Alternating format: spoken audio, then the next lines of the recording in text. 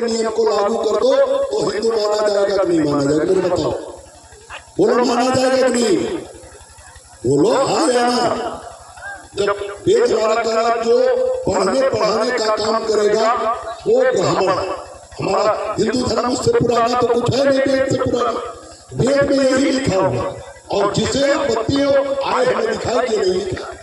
मैं कह रहा हूँ जो पढ़ने पर, अगर यादव का बेटा पढ़ लिख कर अगर यादव का बेटा दिल्ली यूनिवर्सिटी में प्रोफेसर हो गया, तो अगर असली हिंदू धर्म लागू होता तो ब्राह्मण माना जाता कि नहीं माना जाता?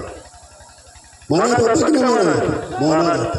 लेकिन आज मैं दावे से कह सकता हूँ आज असली हिंदू धर्म लागू नहीं है।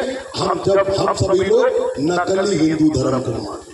असली हिंदू धर्म लागू होना चाहिए। तो क्या कोई दूसरा लागू कर रहा है? हमें सबको लागू करवाना होगा। वोट के लिए हिंदू बनना नहीं है, केवल वोट के लिए हिंदू नहीं है बनना। असली हिंदू धर्म लागू करो। चाहे जिसे हिंदू धर्म का शौक है, हम हिंदू धर्म गर्व से कहेंगे हम हिंदू।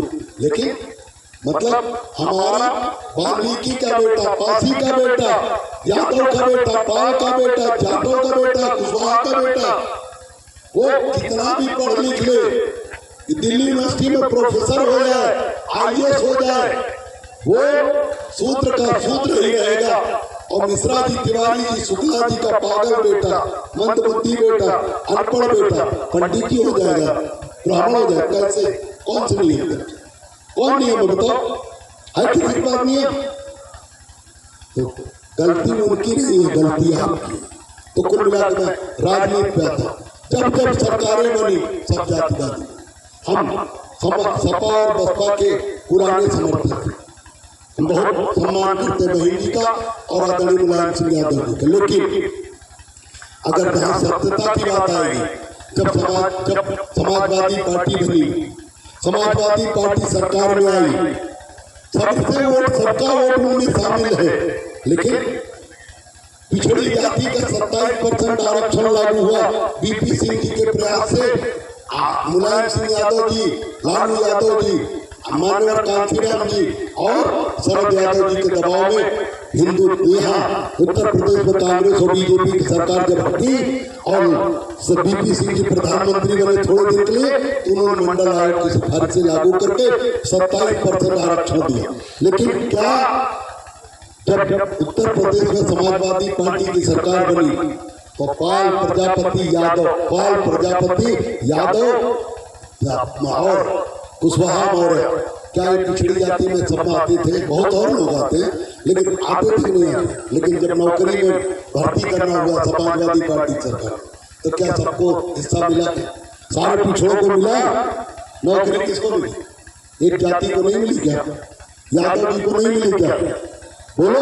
अब नेताजी कहेंगे कि हमारे लोग योग्य हैं, चलो हमें मुख्यमंत्री बना दो, हम कुल मौर्य को योग्य बना देंगे। ये तो जातिवाद। यही तो BJP कांग्रेस ने किया, यही किया ना। BJP कांग्रेस ने यही किया कि जब योग्यता की बात आई तो कहा कि अरे पिछड़े दलित योग्य है ही नहीं, जज कैसे बने? आओ एक पिछड़ा केसो दो मौर्य, आओ जितने तुम्हारे बुद्धिमान पत्रकार हो, जितने बुद्धिमान तुम्हारे ब्राह्मण, आओ जिस विषय में हम जानते हैं राजनीति और हिंदू धर्म, आओ बात कर लो, हरा दोगे, मैं जो कहूँगा गुलामी करूँगा। लेकिन विद्वता किसी की बात की नहीं। हर समाज में योग्य व्यक्ति थे, और योग्य व्यक्ति अगर नहीं थे तो सबकी जिम्मेदारी थी, सरकार की जिम्मेदारी थी सबको योग्य बनाने की, ट्रेनिंग देने। लेकिन ये काम किसी ने नहीं किया।